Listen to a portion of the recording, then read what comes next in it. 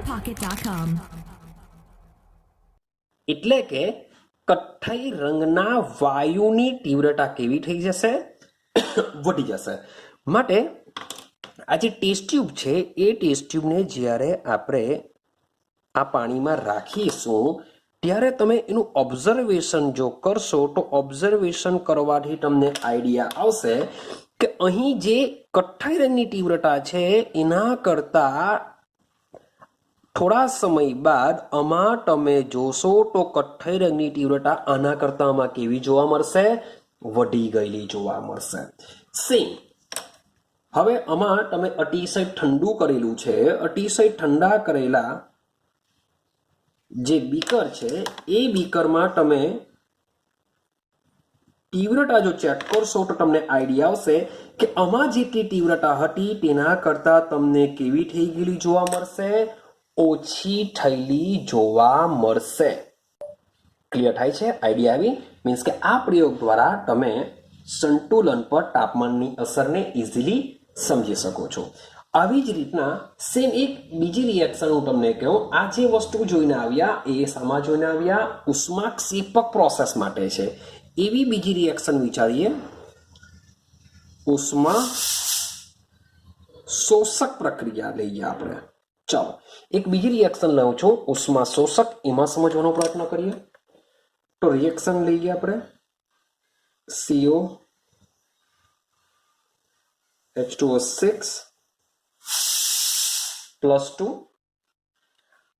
+2 છે, આયન છે એટલે કે નીચે લખવું પડશે એક્વિયસ, કારણ કે જલીય દ્રાવણમાં જ આયનો ઉત્પન્ન થાય. ચાલો હવે આ જે લખેલો છે આયન COH2O6 +2, આનો રંગ હોય છે ગુલાબી. લાઈક મારી જે પેન દેખાય છે એવો જ સેમ આનો રંગ હોય છે. હવે આની રિએક્શન હું કરું છું Cl- આયન એટલે કે 4. Cl- ઓલરેડી બેલેન્સ કરતો જાઉં છું. આ બી એક્વિયસ હશે એટલે કે મેઇન કામ છે Cl, એની સાથે પોઝિટિવ તમે NaCl લઈ લો કે HCl લઈ લો, કોઈ પણ ચાલી જશે. મેઇન છે Cl-. ક્લિયર છે? તો જ્યારે રિએક્શન કરીશું ત્યારે તેમાં નિપજ બનશે COCl4 બનશે, -2 એક્વિયસ વત્તા 6H2O આ બનશે લિક્વિડ. તો Cl- હોય છે રંગ વિહીન હોય છે અને જે COCl4 હોય છે એનો રંગ હોય છે વાદળી હોય છે. ક્લિયર? હવે સમજો આ પ્રોસેસ છે ઉષ્મા શોષક એટલે કે પ્રોસેસ માટે ડેલ્ટા H નું મૂલ્ય કેવું હોય છે? પોઝિટિવ હોય છે. ઉષ્મા શોષક એટલે કે ઉષ્મા કઈ બાજુ હશે? પ્રક્રિયક બાજુ હશે. હવે આવી પ્રોસેસમાં જો તાપમાન વધારવામાં આવે તો વિચારો કયા રંગની તીવ્રતા વધશે? ગુલાબી કે વાદળી? હા, એક બીજી વસ્તુ કે જ્યારે આ પ્રોસેસ સંતુલનમાં હોય છે ત્યારે તમને કહી રાખું કે સંતુલન મિશ્રણ વાદળી રંગનું હોય છે. મીન્સ કે આ બધું ભેગું કર્યા બાદ તમને સંતુલન મિશ્રણ કેવું જોવા મળશે? વાદળી રંગનું જોવા મળશે. હવે સંતુલન સપાઈ ગયા બાદ જો તાપમાન વધારવામાં આવે તો શું થાય? પ્રોસેસ છે ઉષ્મા શોષક એટલે કે આ બાજુ ઉષ્મા વધશે. આ બાજુ ઉષ્મા વધે તો પ્રક્રિયા જશે પુરોગામી દિશામાં એટલે કે વાદળી રંગની તીવ્રતા શું થશે? વધશે. શું થવાનું? વાદળી રંગની તીવ્રતા ઘટવાની, વધવાની, કારણ કે પ્રોસેસ જશે પુરોગામી દિશામાં. આના કરતા ઉલટું, તાપમાન ઘટાડવામાં આવે તો શું થાય?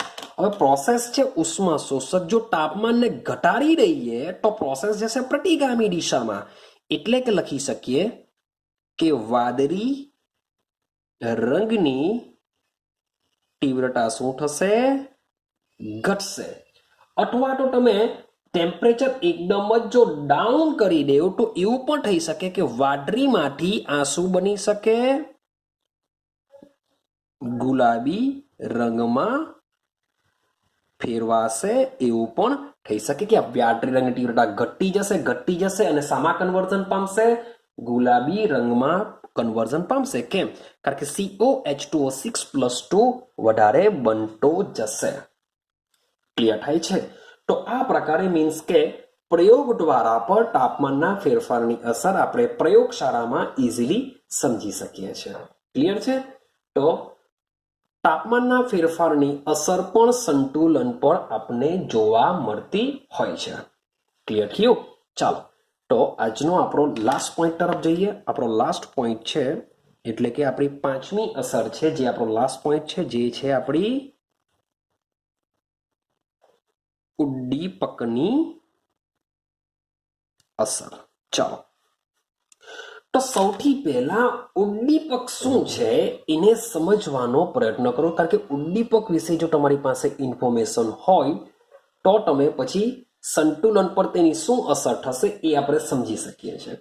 તો સૌથી પહેલા વિચારો કે ઉદ્દીપક શું છે, એનું કામ શું છે, ઉદ્દીપક કેવી રીતના કામ કરે છે, જે તમે 12 સાયન્સમાં બહુ ઇઝીલી ભણવાના છો.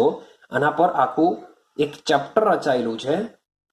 રાસાયણિક ગતિકીની અંદર આપણે બધું ભણવાના છે, માટે આ બધી ઇન્ફોર્મેશન ત્યારે તમને ખૂબ જ કામ લાગશે.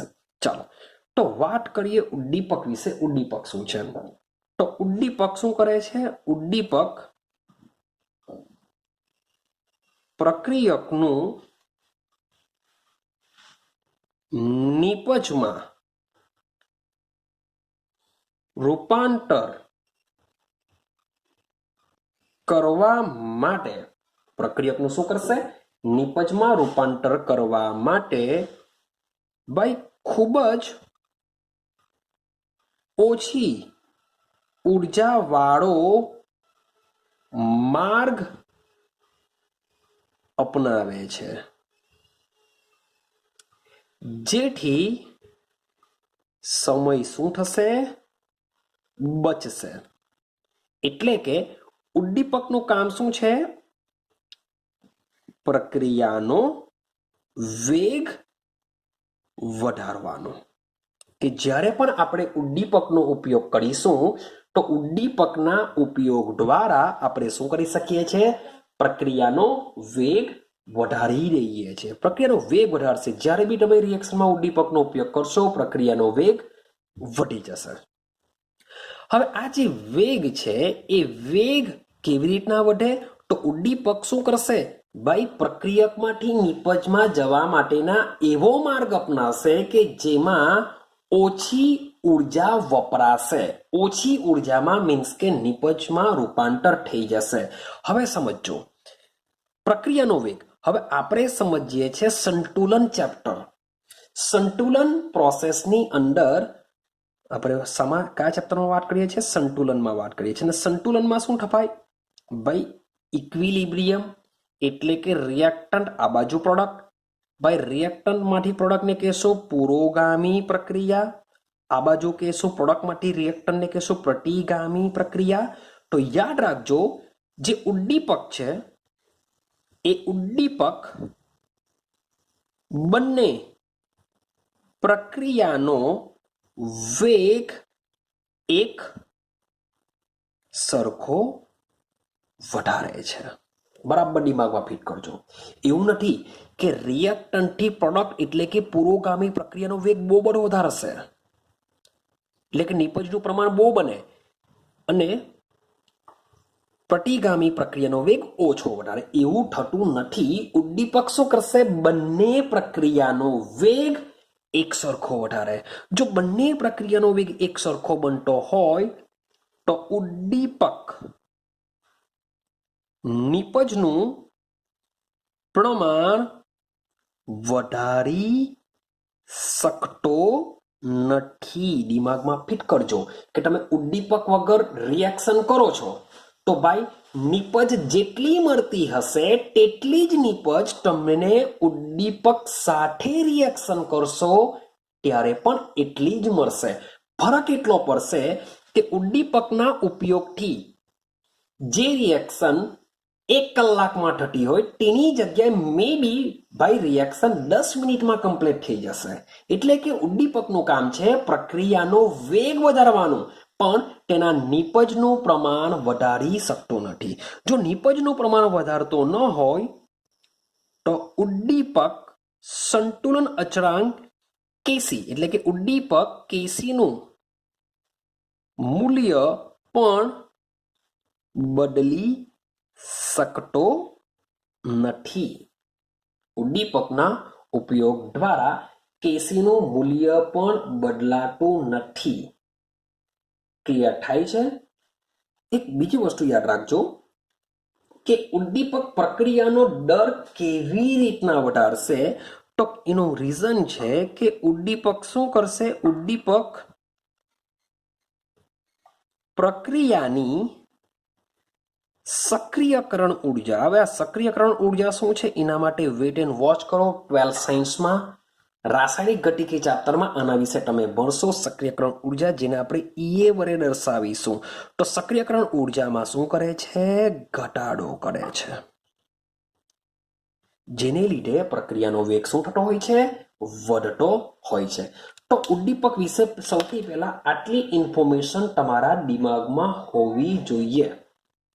આપણે જ્યારે પણ સંતુલન અચળાંકનું દર્શાવીશું, માની લો કોઈ રિએક્શન છે, રિએક્શનમાં ઉદ્દીપકનો ઉપયોગ આપણે કરીએ છીએ, તેમ છતાં પણ જ્યારે આપણે સંતુલન અચળાંકને દર્શાવીશું ત્યારે આપણે એના ઉદ્દીપકને પણ આપણે દર્શાવતા નથી. કેમ? કારણ કે ઉદ્દીપકનું કામ માત્ર ને માત્ર પ્રક્રિયાનો વેગને વધારવાનું જ છે. સંતુલન અચળાંક પર તેની કોઈ પણ પ્રકારની અસર થતી નથી. ક્લિયર થાય છે? પણ હા, હું એમ નહીં કહી શકું કે સંતુલન મિશ્ર પર તેની અસર નહીં થાય. તેની અસર થશે, કારણ કે ઉદ્દીપક શું કરે છે?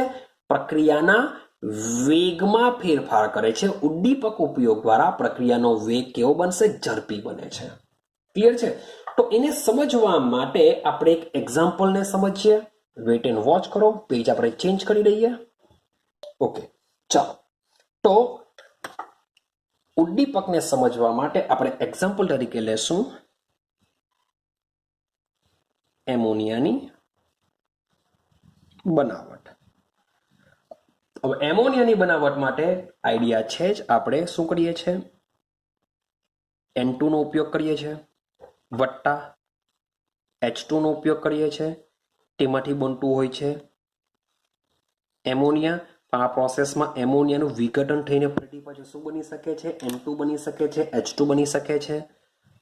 આ ગેસ અવસ્થામાં હોય છે, આ બી ગેસ અવસ્થામાં હોય છે, અને એમોનિયા પર શું હોય છે? ગેસ અવસ્થામાં હોય છે.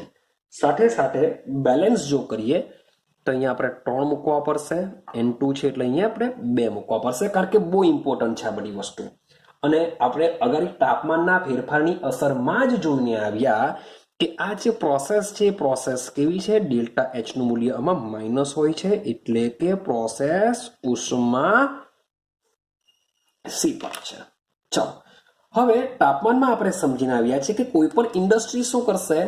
નિપજનું પ્રમાણ જેટલું બને એટલું વધારે મળે એવો જ એ લોકોનો ઈરાદો હોય છે, કારણ કે તો જ કંપની પ્રોફિટમાં બોલી શકે. હવે ઉષ્માક્ષેપક પ્રોસેસ છે. ઉષ્માક્ષેપક પ્રોસેસ છે. ઉષ્માક્ષેપક પ્રોસેસ છે. મારે સૌથી પહેલા તાપમાનનું વિચારીએ કે જો આવી પ્રોસેસમાં તાપમાન વધારીએ, આવી પ્રોસેસમાં તાપમાન જો વધારીએ તો સમજો ઉષ્માક્ષેપક એટલે કે અહીંયા ઉષ્મા હશે. તાપમાન વધારીએ એટલે કે અહીંયા ઉષ્મા વધે. અહીંયા જો ઉષ્મા વધે તો એ એમોનિયા સાથે પ્રોસેસ કરીને પ્રક્રિયાને પ્રતિગામી દિશામાં લઈ જશે. તાપમાન જો વધારે તો પ્રક્રિયા ક્યાં જશે? પ્રતિગામી દિશામાં જશે. ને પ્રતિગામી દિશામાં જાય તો શું થશે? NH3 નું પ્રમાણ ઘટે, જે ઉદ્યોગો માટે ફાયદાકારક નહીં હશે. તો ઉદ્યોગો શું કરશે? એમોનિયાનું પ્રમાણ વધવું જોઈએ. એમોનિયાનું પ્રમાણ વધારવા માટે એ લોકો શું કરશે? તાપમાન ઘટાડશે. તાપમાન જો ઘટાડે એટલે કે આ ઉષ્મા જો ઓછી થાય તો પ્રક્રિયા જશે પુરોગામી દિશામાં. પુરોગામી દિશામાં જાય તો શું થશે? એમોનિયાનું પ્રમાણ વધે, જે શું થશે? ઉદ્યોગો માટે ફાયદાકારક નીવડશે. પરંતુ બીજી પ્રોબ્લેમ એવી છે કે જેવું તાપમાન એમોનિયાનું પ્રમાણ વધે માટે 100% ઉદ્યોગો શું કરશે? તાપમાન ઘટાડવાનો પ્રયત્ન કરશે. પણ તાપમાન જેવું ઘટાડવો કરવામાં આવે તેવું પ્રક્રિયાનો વેગ પણ ઘટી જશે, જે ફાયદાકારક નથી. કે તાપમાન જો ઘટાડવામાં આવે તો શું થશે? પ્રક્રિયાનો વેગ પણ ઘટી જશે, જે નુકસાનકારક કહેવાય. ચાલો, તો બીજું શું વિચારી શકીએ? હવે તાપમાનમાં આટલી વસ્તુ થશે. હવે આપણે વાત કરીએ દબાણ. દબાણમાં શું થાય? હવે સમજો કે પ્રક્રિયા મિશ્રમાં પ્રક્રિયકના મોલ, અથવા તો આપણે અહીંયા લખી દઈએ કુલ મોલ, શબ્દ લખી દઈએ કુલ મોલ 4 છે. કારણ કે દબાણની જ્યારે બી વાત કરીએ ત્યારે શાના પર જવું પડશે? આપણે પ્રક્રિયકો અને નિપજોના કુલ મોલની સંખ્યા પરથી જ આપણે ઓબ્ઝર્વેશન કરવું પડશે. તો તમે જોઈ શકો કે પ્રક્રિયા મિશ્રમાં પ્રક્રિયકના કુલ મોલ કેટલા છે? 3 ને 1 ટોટલ 4 મોલ છે. તથા નિપજના મોલ, નિપજ કેટલી છે? એમોનિયા, ભાઈ એની આગળ 2 છે એટલે કે મોલ 2 છે. તો તમે પ્રક્રિયા મિશ્રણમાં જોઈ શકો છો કે પ્રક્રિયકના મોલ વધારે છે કમ્પેરિઝન ટુ નિપજ.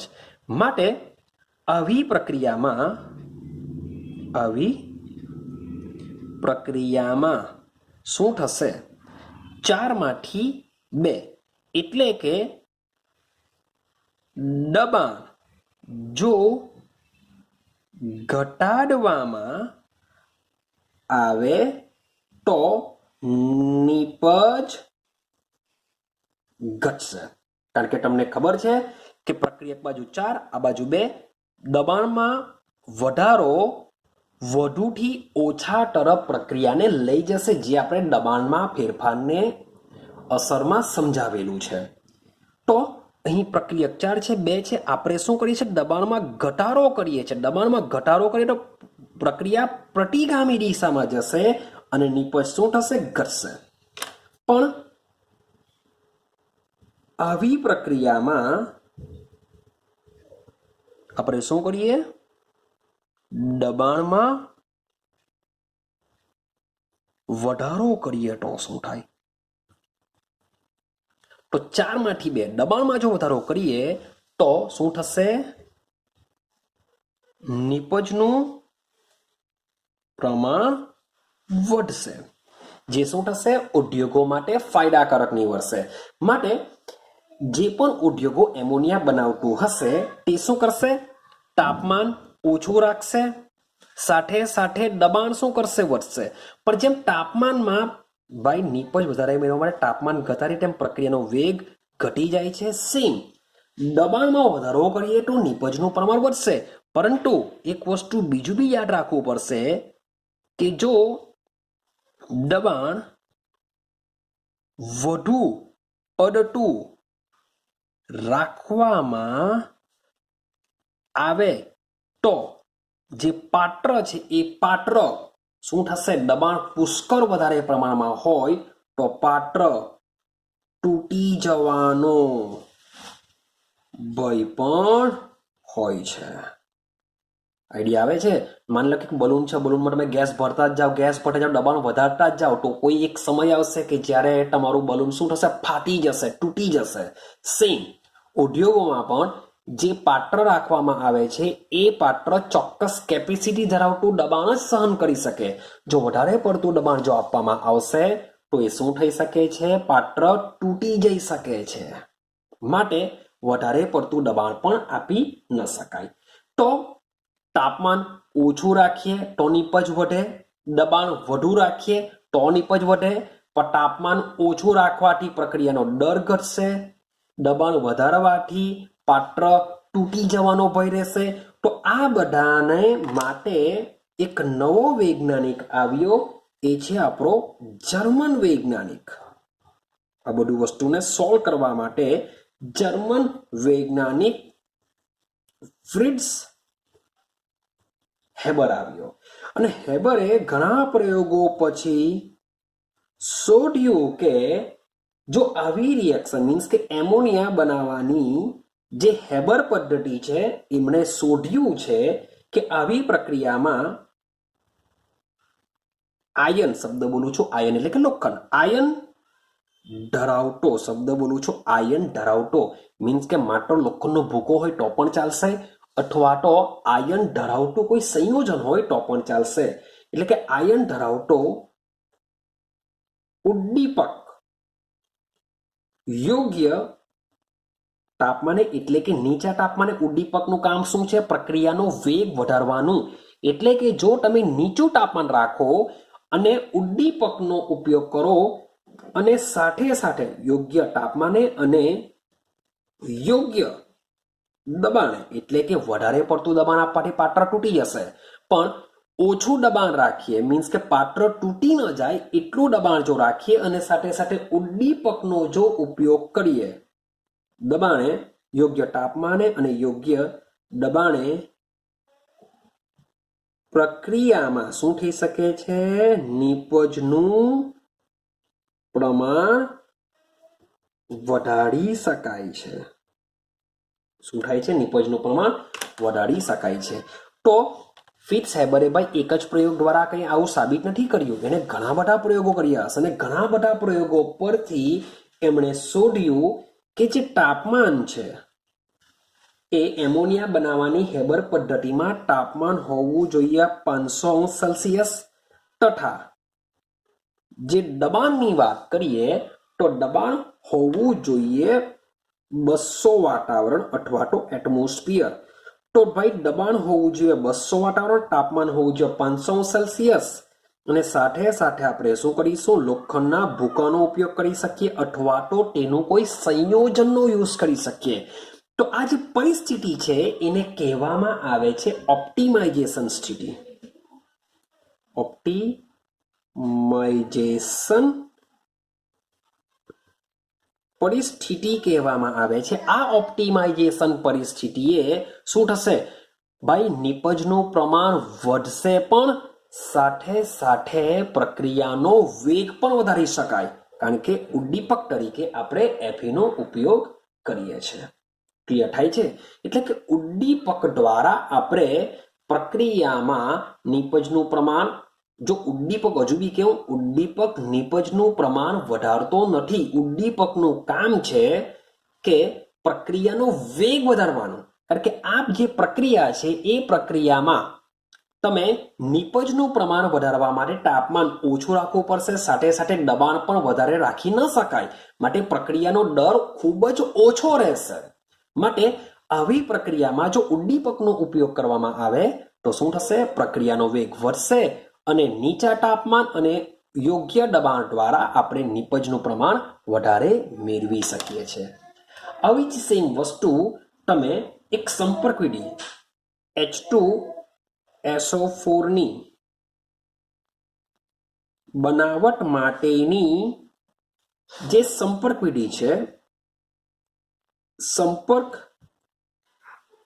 વિધિ દ્વારા સમજી શકાય. H2SO4 બનાવટ માટેની સંપર્ક વિધિમાં આપણે V2O5 નો શું કરીએ છીએ? ઉદ્દીપક તરીકે ઉપયોગ કરીએ છીએ. ચલો સમજીએ રિએક્શન શું છે. તો SO2 નું જે H2SO4 ની બનાવટ છે તેમાં સલ્ફર ડાયોક્સાઇડનું ઓક્સિડેશન કરીને સમારૂપાંતર કરવામાં આવે છે સલ્ફર ડાયોક્સાઇડમાં. જે પણ 12 સાયન્સમાં આ આખી રિએક્શન મીન્સ કે H2SO4 ની આખી બનાવટનો આપણે અભ્યાસ કરવાનો છે. SO2B gas, O2B gas, SO3 પર શું હોય છે? ગેસ અવસ્થામાં. હવે સમીકરણ બેલેન્સ કરવા માટે મારે અહીંયા 2 મૂકવા પડશે, અહીં 2 મૂકવા પડશે, માટે 3 દુ 6, 2 ને 2 4 ને 2 6. સમીકરણ તમારું બેલેન્સ થઈ જશે.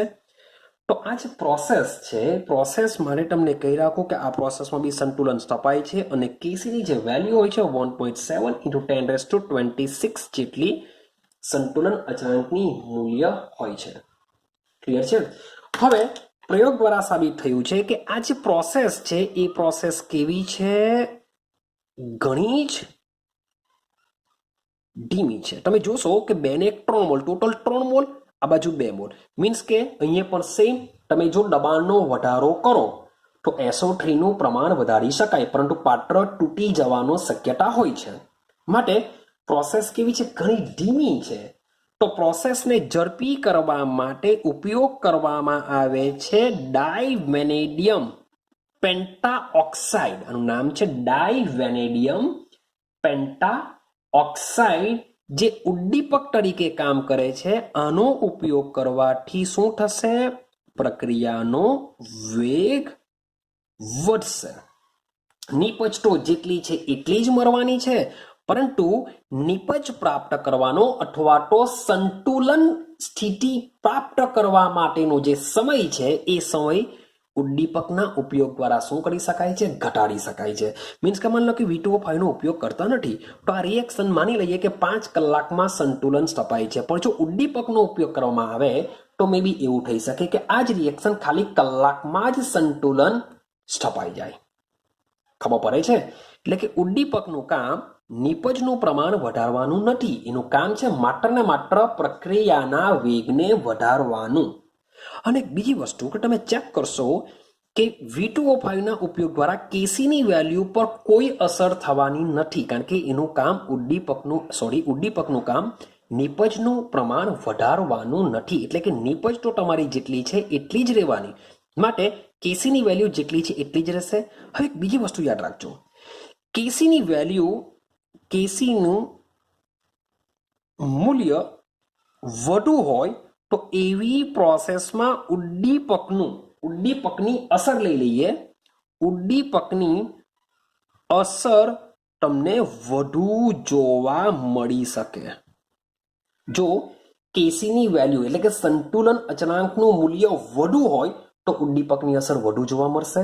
પણ જો એવી કોઈ રિએક્શન જેમાં કેસીની કિંમત ઓછી હોય તો એવી પ્રોસેસમાં ઉદ્દીપકની જે અસર છે તમને ઓછી જોવા મળશે. એટલે કે દરેક પ્રક્રિયામાં ઉદ્દીપક બાય એક સરખો વેગ વધારતું નથી. કોઈ રિએક્શનમાં એવું હોય કે એ રિએક્શનમાં ઉદ્દીપકના ઉપયોગ દ્વારા વેગ ખૂબ જ વધી જતો હોય છે, પરંતુ કોઈ રિએક્શન એવી બી હશે કે જેમાં ઉદ્દીપકના ઉપયોગ દ્વારા વેગ ઓછો વધશે. ક્લિયર થાય છે? તો બસ આજના વિડીયોમાં આપણે આટલે સુધી જ રાખીશું. આપણે આજનો આપણો કન્સેપ્ટ જે ચાલતો હતો સંતુલન પર અસરના પરિબળો, આજે 5 પરિબળો આપણે કમ્પ્લીટ કરી દીધા છે. તેમાંથી 4 પરિબળો ઇમ્પોર્ટન્ટ છે જે સ્કૂલમાં તમને જોવા મળશે જ. માટે આ 4 પરિબળોનો બરાબર અભ્યાસ કરજો. હવે મળીશું આપણે નેક્સ્ટ વિડીયોમાં નવા ટોપિક સાથે. વિડીયોને હજુ પણ સબસ્ક્રાઇબ નહીં કર્યું હોય તો કરી દેજો, લાઈક કરી દેજો અને તમારા ફ્રેન્ડ સર્કલમાં તમે એને શેર કરી શકો છો. અને વિડીયો જો ગમતું હોય, એજ્યુકેશન ગમતું હોય તો લાઈક કરી શકો છો, એક થંબ આપી શકો છો, સારા કોમેન્ટ પણ તમે લખી શકો છો. ક્લિયર છે? તો મળીશું આપણે નેક્સ્ટ વિડીયોની અંદર. વચમાંનું જે બીકર છે એમાં નોર્મલ પાણી છે.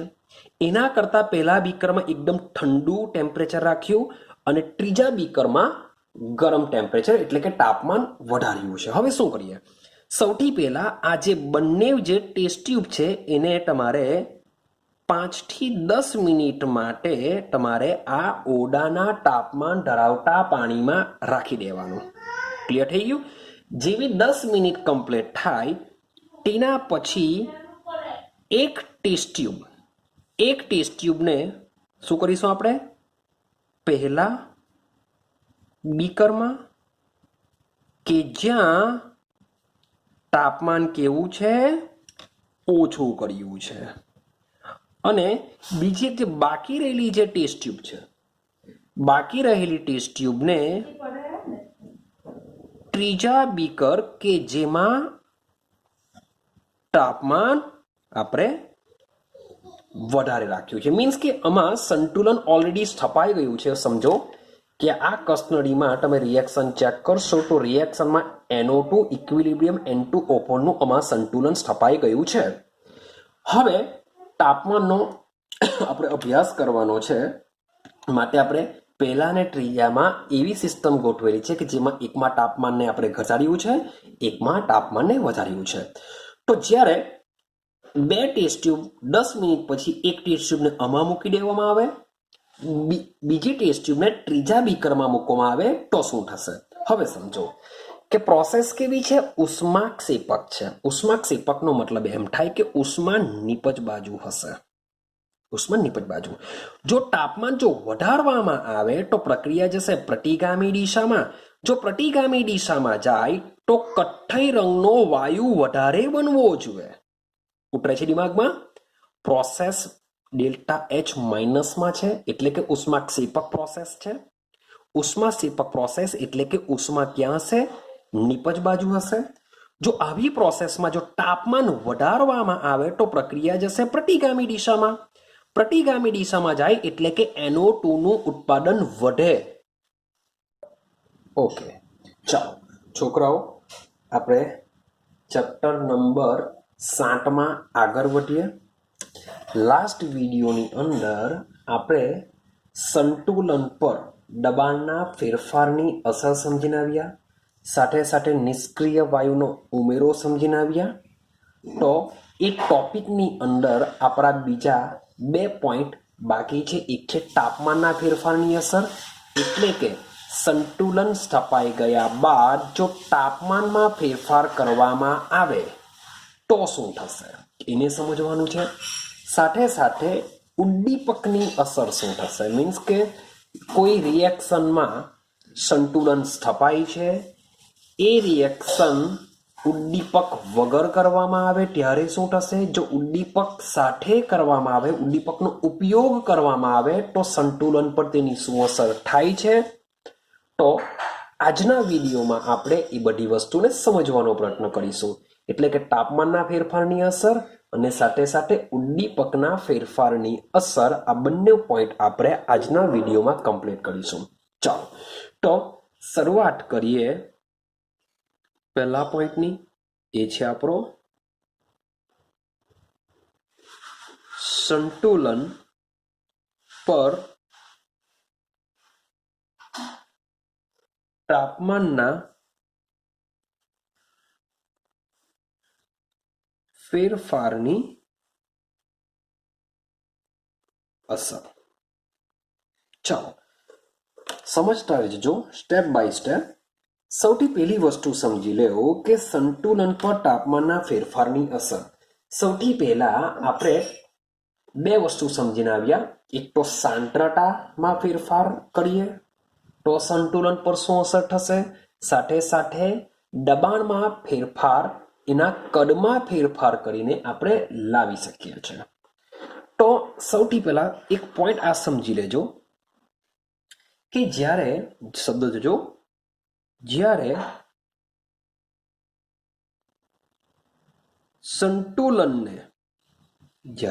સંતુલનને સાંદ્રતા અથવા તો દબાણ. હવે દબાણમાં ફેરફાર ક્યારે કરી શકીએ, જો તેના કદમાં ફેરફાર કરીએ. લાસ્ટ વિડીયોમાં આના વિશે આપણે વાત કરીને આવ્યા છે. તો સાંદ્રતા અથવા તો દબાણમાં ક્યારે કરી શકીએ, જો એના કદમાં ફેરફાર કરીએ. તો સંતુલન મિશ્રણના કદમાં ફેરફાર જો કરીશું તો એના દબાણમાં ફેરફાર થશે. ક્લિયર છે? તો જ્યારે સંતુલને સાંદ્રતા, દબાણ અથવા તો કદમાં ફેરફાર કરવામાં આવે તો શું થશે, સંતુલનમાં ખલેલ પહોંચે છે અથવા તો સંતુલન મિશ્રણ પર તેની અસર થાય છે. ક્લિયર થઈ ગયું આટલું? હવે સમજો જ્યારે સંતુલનમાં ખલેલ પહોંચે છે એટલે કે આપણે એવું કહી શકીએ કે સંતુલનની સાંદ્રતા બદલાય છે. શું થશે? સંતુલનની સાંદ્રતા બદલાય છે. હવે સંતુલનની જો સાંદ્રતા બદલાય ત્યારે પ્રક્રિયા ભાગ પર QC સંતુલન અચળાંક Kc જેટલો રહેતો નથી. એટલે કે શોર્ટ એન્ડ સિમ્પલ જો સમજીએ કે જ્યારે એકવાર રિએક્શનમાં સંતુલન સ્થપાઈ ગયા બાદ જો તેની સાંદ્રતામાં ફેરફાર કરવામાં આવે અથવા તો કદમાં ફેરફાર કરીને તેના દબાણ પર અસર સમજીએ, દબાણમાં ફેરફાર કરવામાં આવે તો સંતુલન મિશ્રણની સાંદ્રતા બદલાય છે. સાંદ્રતા બદલાવાને લીધે જે પ્રક્રિયા ભાગ પર જે QC છે એ Kc જેટલો રહેતો નથી. કેમ? કારણ કે જ્યારે પણ સંતુલન સ્થપાય છે ત્યારે QC is equal to Kc હોય છે, પણ સંતુલન સ્થપાઈ ગયા બાદ સાંદ્રતા અથવા દબાણમાં ફેરફાર કરતા પ્રક્રિયા ભાગ પર QC બદલાશે. કેમ બદલાશે? કારણ કે સાંદ્રતા બદલાવાની. ત્યારે QC અને Kc એક સરખા રહેતા નથી. પરંતુ હવે સમજો, પરંતુ તાપમાનમાં, શબ્દ બરાબર યાદ રાખજો, તાપમાનમાં જો ફેરફાર કરવામાં આવે, શબ્દ જોજો, તાપમાનમાં ફેરફાર કરવામાં આવે તો સંતુલન અચળાંક Kc માં ફેરફાર થાય છે.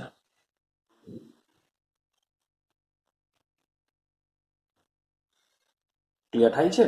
આ બે સેન્ટેન્સ સમજો. મીન્સ કે જ્યારે વાર સાંદ્રતાને અનુલક્ષીને કરતા હોઈએ, દબાણને અનુલક્ષીને કરતા હોઈએ, સંતુલન સ્થપાઈ ગયા બાદ સાંદ્રતામાં ફેરફાર કરવામાં આવે અથવા તો દબાણમાં ફેરફાર કરવામાં આવે ત્યારે પ્રક્રિયા ભાગ પર QC બદલાય છે. પરંતુ તાપમાનમાં જો ફેરફાર કરવામાં આવે તો સંતુલન અચળાંક Kc બદલાય છે. એટલે કે Kc માં શું થઈ જશે? ફેરફાર થઈ જશે. તો બંનેમાં આટલો ડિફરન્સિએશન હોય છે. ચાલો હવે આગળ જઈએ. હવે Kc જો તાપમાન બદલવામાં આવે તો સંતુલન અચળાંક Kc જ બદલાઈ જશે. હવે સમજો, સંતુલન અચળાંક, શબ્દ બોલું છું, જે સંતુલન અચળાંક છે એ સંતુલન અચળાંક Kc તાપમાનના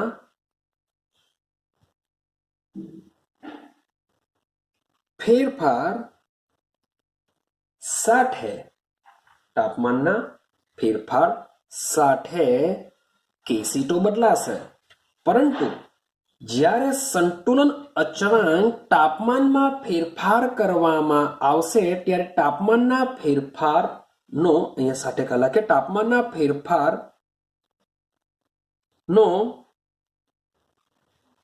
આધાર પ્રક્રિયાની એન્થાલ્પી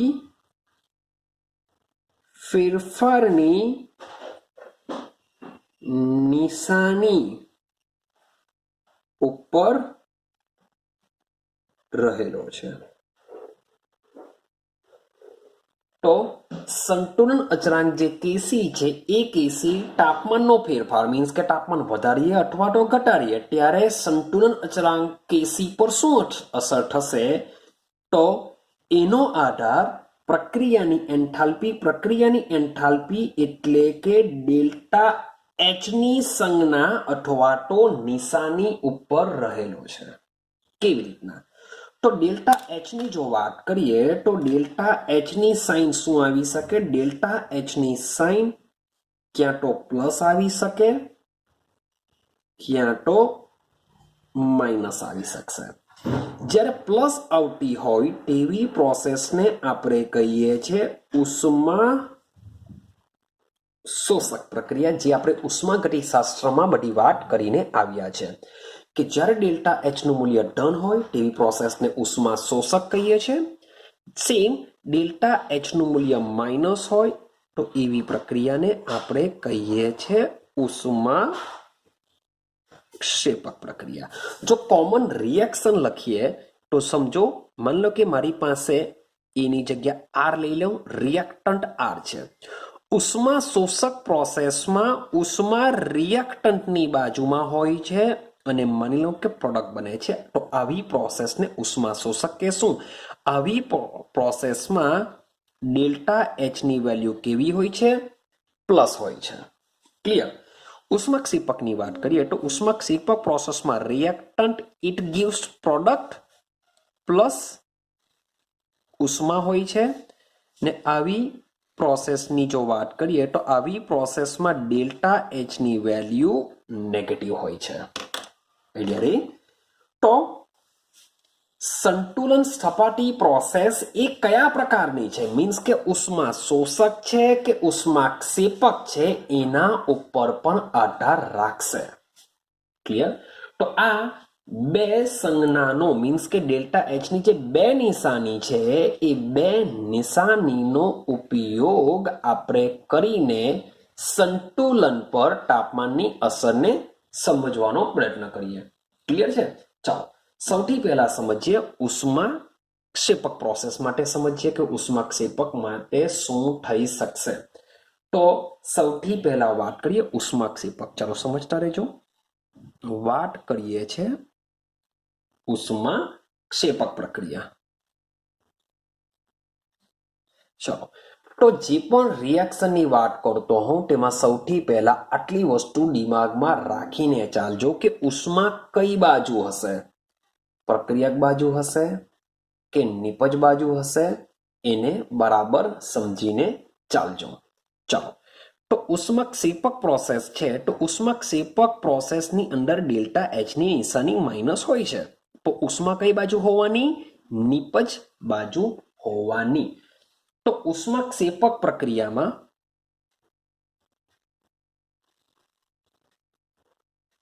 સંતુલન અચળાંક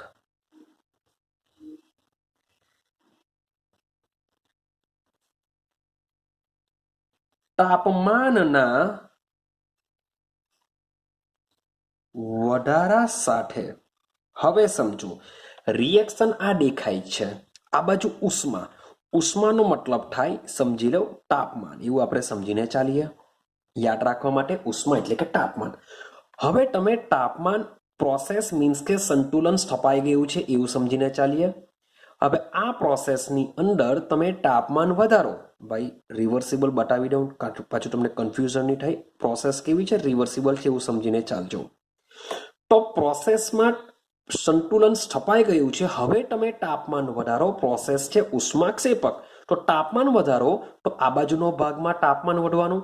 તાપમાન વધવાથી એ પી સાથે રિએક્શન કરશે અને પ્રોસેસને પ્રતિગામી દિશામાં લઈ જશે. કારણ કે આ બાજુ તાપમાન છે, આ બાજુ ઉષ્મા છે. તો તાપમાન જો વધારીએ તો પ્રોસેસ ક્યાં જશે? પ્રતિગામી દિશામાં જશે.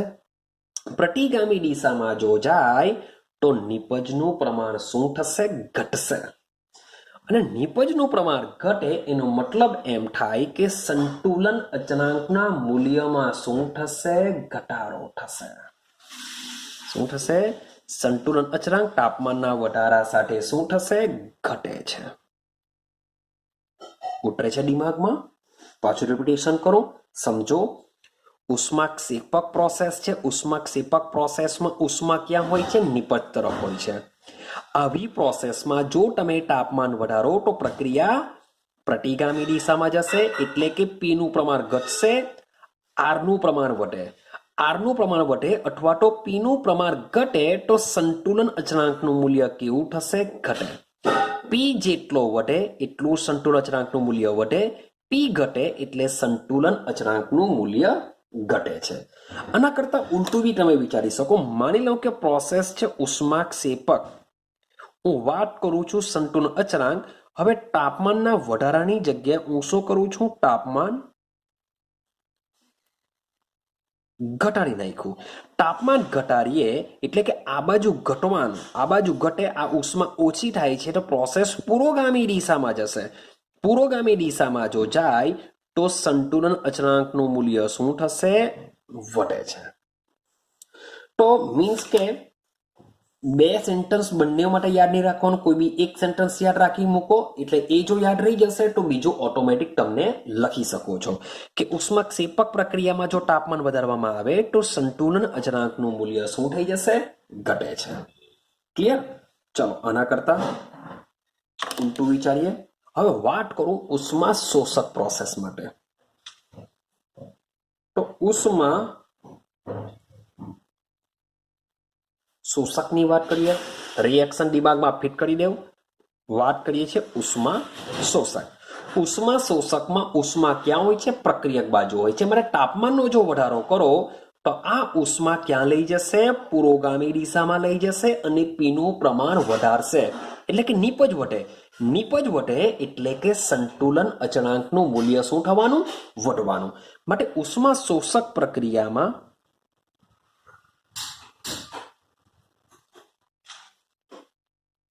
સંતુલન અચળાંક તાપમાનના વધારા સાથે શું થશે? વધે છે. ક્લિયર થયું? સેમ આના કરતા ઉલટું બી તમે બોલી શકો કે ઉષ્મા શોષક પ્રક્રિયા જો હોય અને તમે તાપમાન જો ઘટાડો તો સંતુલન અચળાંકનું મૂલ્ય શું થઈ જશે? ઘટી જશે. શોર્ટ એન્ડ સિમ્પલ તમારે બે રિએક્શન દિમાગમાં ફિટ રાખવાની છે કે જો ઉષ્મા પ્રક્રિયક બાજુ હોય, તાપમાન વધારો તો જશે પુરોગામી દિશામાં, એટલે કે પ્રોડક્ટ વધે. પ્રોડક્ટ વધે એટલે કે સંતુલન અચળાંકનું મૂલ્ય વધે. જો ઉષ્માક્ષેપક પ્રોસેસ હોય, ઉષ્માક્ષેપક પ્રોસેસમાં ઉષ્મા નિપજ બાજુ હોય છે, તાપમાન જો તમે વધારશો તો શું થશે? પ્રક્રિયા પ્રતિગામી દિશામાં જશે, એટલે કે નિપજનું પ્રમાણ ઘટવાનું. માટે સંતુલન અચળાંકનું મૂલ્ય પણ શું થશે?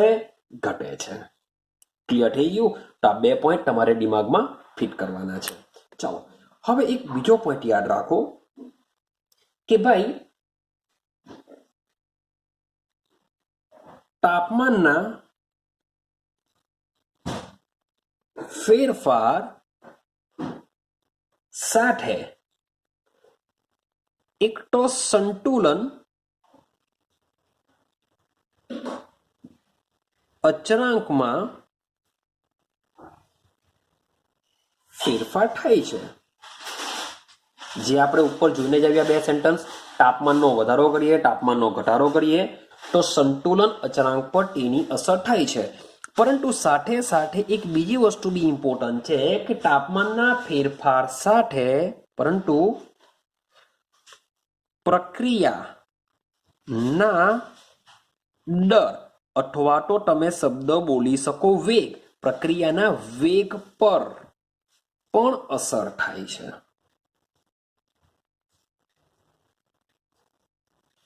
એટલે કે જો તમે તાપમાન વધારો તો પ્રક્રિયાનો દર વધશે, એટલે કે પ્રક્રિયાનો વેગ વધે. તાપમાન ઘટાડો તો પ્રક્રિયાનો વેગ ઘટે છે. ક્લિયર થાય છે? આટલી વસ્તુ દિમાગમાં ફિટ રાખીને ચાલજો. તાપમાનમાં તમારે મોટે ભાગે આ ઉષ્માક્ષેપક ઉષ્મા શોષકવાળા પોઈન્ટ યાદ રાખવાના, સાથે સાથે વેગવાળું બી યાદ રાખવાનું છે. તાપમાનનો વધારો પ્રક્રિયાનો વેગ વધારે છે, પરંતુ તાપમાનનો ઘટાડો પ્રક્રિયાનો વેગ શું કરશે? ઘટાડે છે. ચલો આ જ વસ્તુને સમજવા માટે આપણે એક એક્ઝામ્પલ દ્વારા સમજીએ.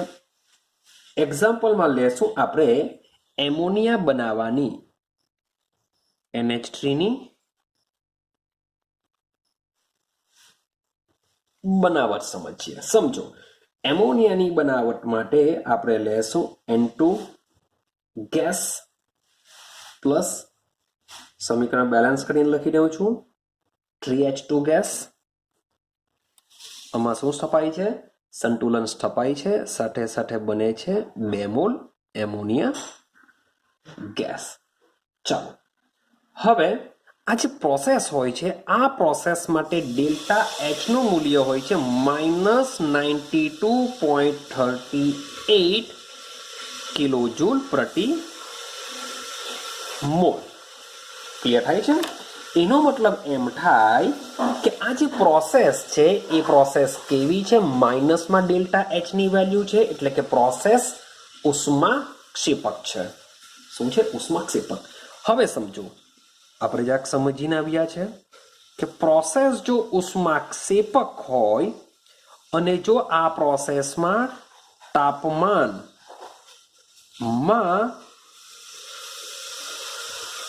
વધારો જો કરીએ તો શું થશે?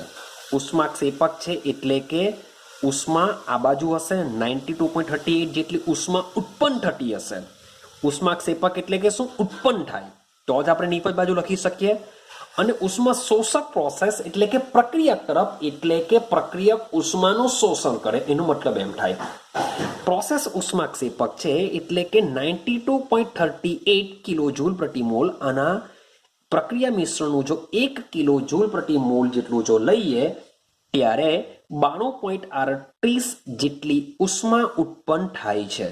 હવે આવી પ્રોસેસમાં જો તાપમાનમાં વધારો કરીએ તો શું થાય? હવે જો તાપમાનનો વધારો કરીએ તો શું થશે? સંતુલનમાં ખલેલ પહોંચે છે, જેથી લસેટેલિયરના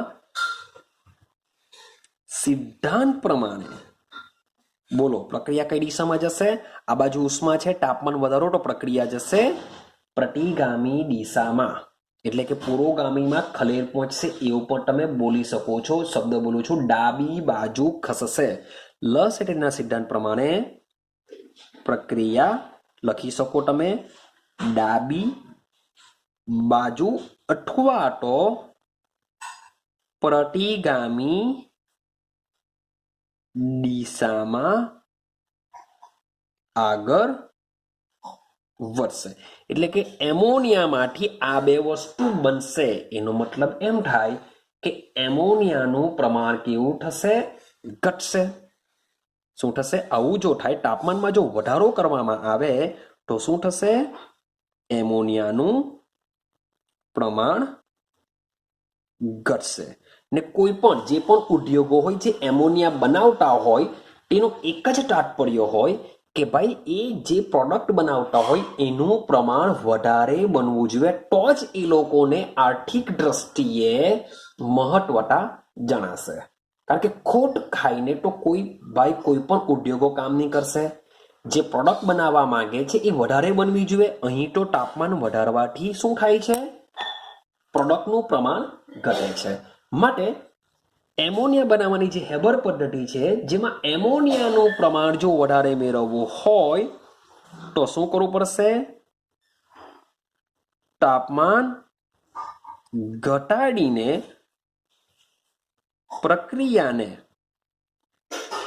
પુરોગામી દિશામાં લઈ જઈને NH3 નું પ્રમાણ વધારી શકાય છે. ક્લિયર થાય છે?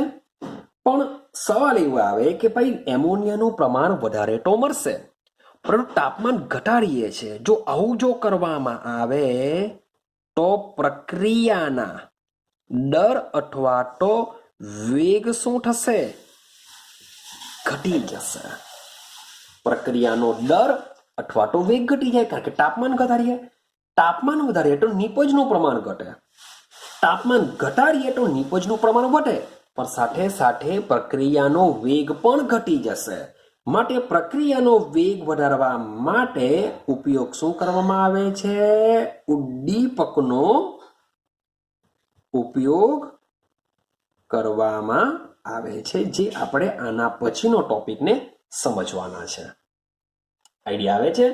तो तापमानना फेरफाરની અસર માટે તમારે આટલી વસ્તુ યાદ રાખવાની છે કે તાપમાનના ફેરફારનો આધાર પ્રક્રિયા કયા પ્રકારની છે, મીન્સ કે ઉષ્માક્ષેપક છે કે ઉષ્મા શોષક છે એના ઉપર રહેલો હોય છે। ક્લિયર થાય છે? ચાલો આ જ વસ્તુ તાપમાનના ફેરફારની અસરને આપણે સમજવા માટે એક પ્રયોગ કરીએ અને પ્રયોગ દ્વારા સમજવાનો પ્રયત્ન કરીએ તો જેથી તમને ઇઝીલી આઈડિયા આવી જશે। આ પ્રયોગ મીન્સ કે આપણે આપણી લેબોરેટરીમાં એટલે કે સ્કૂલની લેબોરેટરીમાં પણ આનું ઓબ્ઝર્વેશન આપણે ઇઝીલી કરી શકીએ છીએ।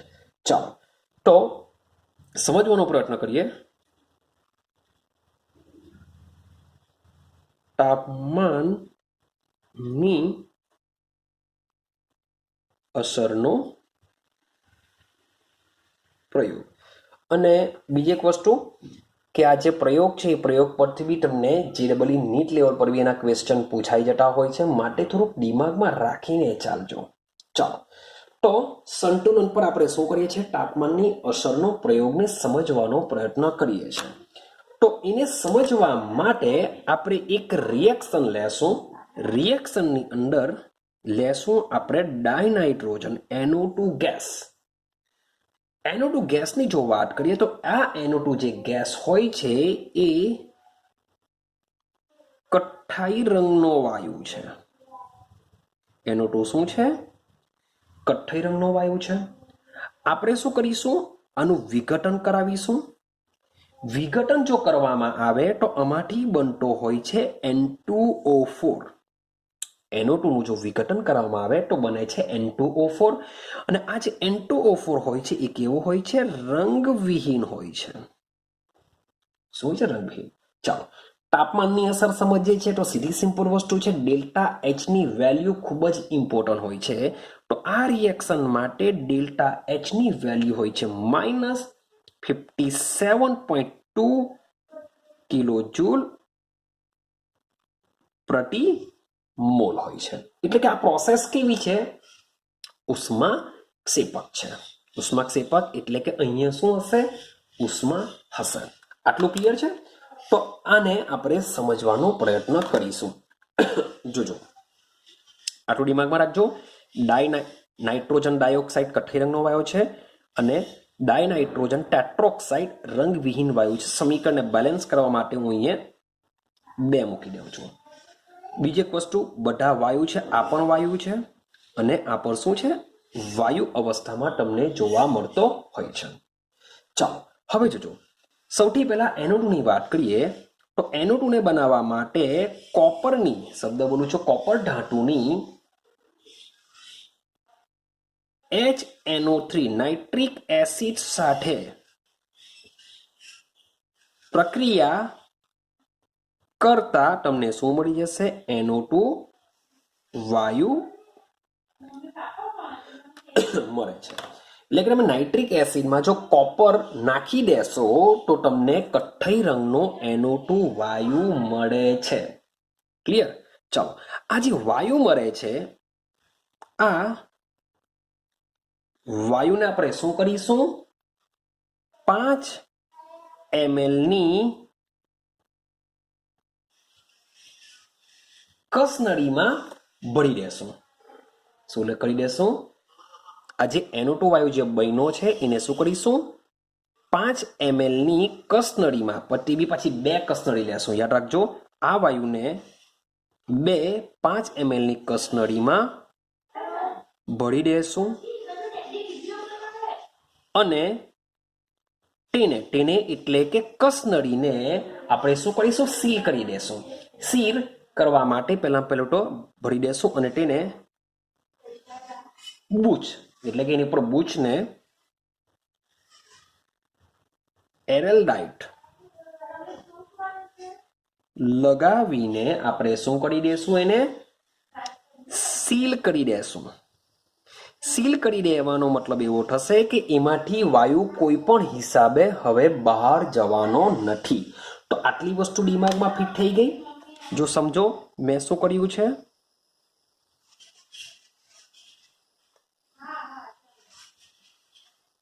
ચાલો, મેં 2 કસ્ટડી લીધી. આ 2 કસ્ટડીમાં શું કરેલું છે? મેં NO2 વાયુને, સમજો કે આ ભાઈ કથ્થઈ રંગની છે, હું બ્લેક દોરું છું પણ એ સમજી લેજો આ બધું શું છે? કથ્થઈ રંગની છે. આ બંને જે વાયુ છે એ NO2 વાયુમાં ભરેલો છે, જે મેં બ્લેક કલરથી દર્શાવેલું છે એ સમજો કથ્થઈ રંગનું છે. હવે આના પર આપણે શું કરીશું? બૂચ વડે એટલે લાઇટ લગાવીને બંધ કરી દઈશું, જેથી વાયુ શું કરી શકે? બહાર જવાનો નથી. ચાલો, આટલું ક્લિયર થયું. 5-5 ml ની 2 કસ્ટડીમાં આપણે NO2 વાયુને ભરી દો છે. હવે સમજો હવે શું કરીએ? તો હવે આપણે 3 250 ml ના બીકર લેશું. ચાલો આપણે બીકર લઈ લઈએ. સમજો આ પેલું 250 ml નું બીકર છે, આ બીજું 250 ml નું બીકર છે, અને આ ત્રીજું 250 ml નું બીકર છે એવું સમજીને ચાલો. હવે જે બીજું 250 ml નું બીકર છે એ બીકરમાં ભરવામાં આવે છે પાણી. આમાં શું ભરવામાં આવશે? પાણી ભરવામાં આવશે. કયા તાપમાને? ઓરડાના તાપમાને આપણે પાણી ભરીશું. હવે ઓરડાના તાપમાને પાણી ભરવામાં આવે છે એટલે કે મોટે ભાગે રૂમ ટેમ્પરેચર આપણે 25°C લઈએ છીએ, એટલે કે 298 કેલ્વિન જેટલું આપણે આમાં શું ભરી દઈએ છીએ? ટેમ્પરેચર જેટલું ઓરડાના તાપમાને પાણી ભરી દઈએ છીએ. જ્યારે જે પહેલું બીકર છે એ પહેલા બીકરમાં આપણે એવું મિશ્રણ લેશું જે ઠારણ મિશ્રણ હશે. શું હશે? ઠારણ મિશ્રણ. એટલે કે આ એવું પ્રવાહી ભરેલું હશે કે જે એકદમ ઠંડુ હશે, અથવા તો તમે બરફનો ઉપયોગ બી કરી શકો છો. ઠારણ મિશ્રણની જગ્યાએ તમે બરફ લેશો તો પણ ચાલશે. મીન્સ કે આમાં જે મિશ્રણ હશે કેવું હશે? ઠારણ મિશ્રણ હશે કે જેનું ટેમ્પરેચર ખૂબ જ ઓછું હશે. અને જે ત્રીજું બીકર છે એ ત્રીજા બીકરમાં આપણે ગરમ પાણી ભરીશું. શું કરીશું? ગરમ પાણી ભરીશું. ગરમ પાણી છે એનું ટેમ્પરેચર 363 કેલ્વિન જેટલું રાખીશું. મીન્સ કે આ પાણી કેવું હશે? ગરમ હશે. તો તમને આઈડિયા આવી ગઈ હશે કે આપણે તાપમાનના ફેરફારની અસરને સમજવી છે. માટે જે વચમાં